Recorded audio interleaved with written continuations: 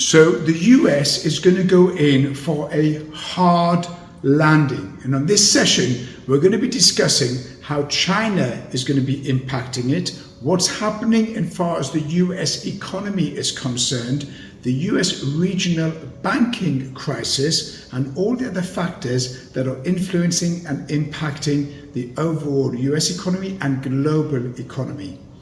Just for you to know that I'm running workshops on options on the 5th of May.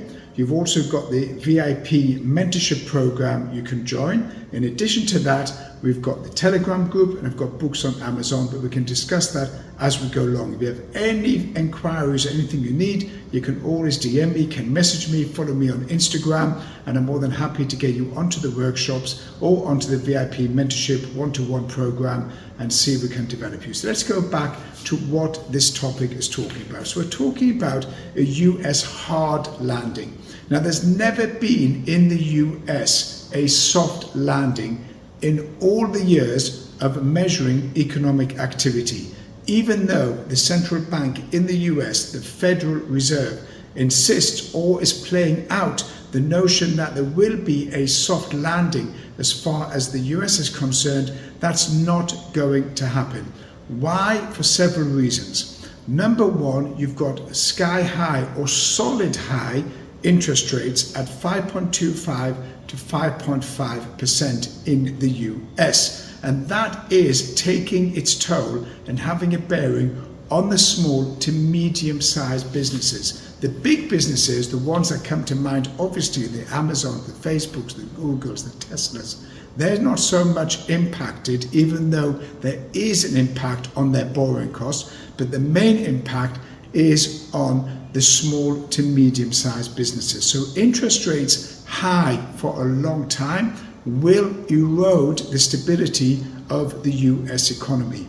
Conversely, looking at inflation, where Janet Yellen did state in April 2022 that inflation was transitory, that proved to be an absolute fallacy, another bit of behind the curve fake news coming out of Washington and the Fed. Inflation is not only solid, it's begun to rise. So now you've got a trend line moving up regarding inflation. All three measures, you've got Consumer Price Index, CPI, you've got PPI, Producer Price Index, which is the wholesale level of an inflation measure, and now just recently came out on Friday was the PCE, the Personal Consumption Expenditure, which is the most favored measure as far as the US Central Bank is concerned. So Jerome Powell and his colleagues will look at the PCE as a more of a true measure of inflation. And with that,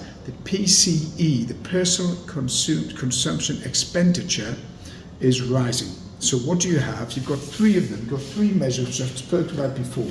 You've got, as I mentioned, PCE, you've got PPI, and you've got CPI.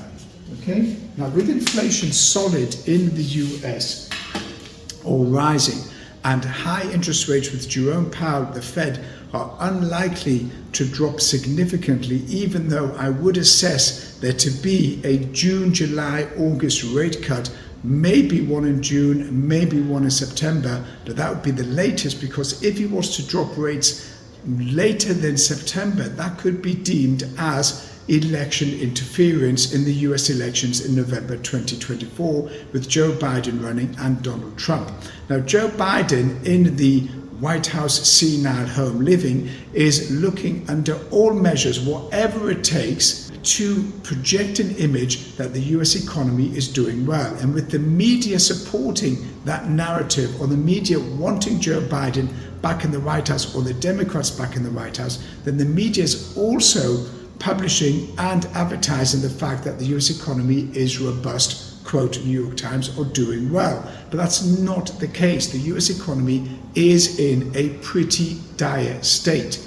And you can see recently by the GDP, the gross domestic product, which I've stated over and over again on YouTube and on Instagram and on other media outlets, that there's no way the GDP, which is the measure of the overall health of an economy, is that high in the US, which is a developed economy. So you can't have GDP high in a Western economy when other Western economies are struggling at zero GDP. So something was wrong there, and that was a clear sign of manipulation of the numbers. Again, the numbers came out last week and showed that GDP in the US is at 1.6%, much lower than anticipated. Now, how do we match all that up? Which my first statement was, where does China play a role? Well, China is a shrinking, contracting economy.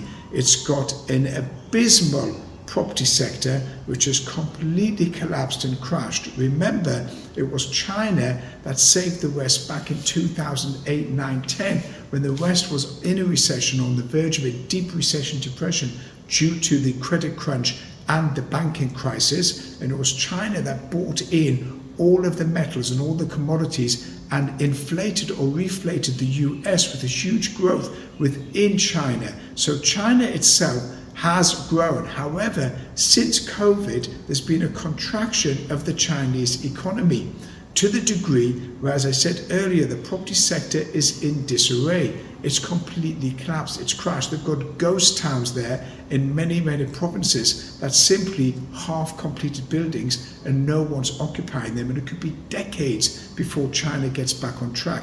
How does that play out in the global economy? We'll come back to that shortly. Remember, I have been running workshops on China, on the Middle East, and on oil, and on gold, and you can join those workshops at any time by either DM me, send me a message, or contact me on my Instagram channel, and I can tell you more details of those workshops. So going back now to China and to the property sector, not only is the property sector in disarray, its exports and imports are in very poor condition. Local businesses are just not back on track post-COVID, and a lot of regulation and legislation is stopping those small businesses from flourishing.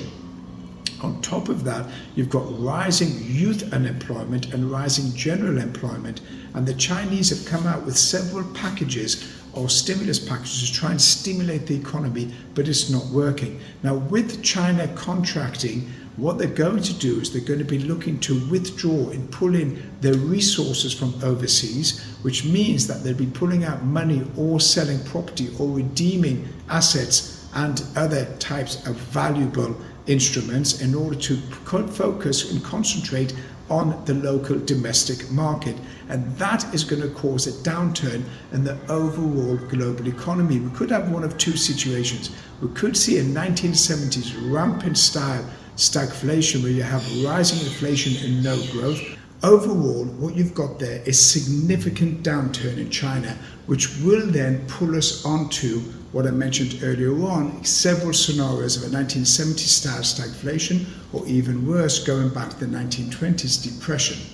Now, the central banks will then be forced to print a lot of money, but that's a completely separate seminar, which I'll be running as a workshop. That's a completely separate seminar. We're not going to discuss that here, otherwise this actual recording will go on too long.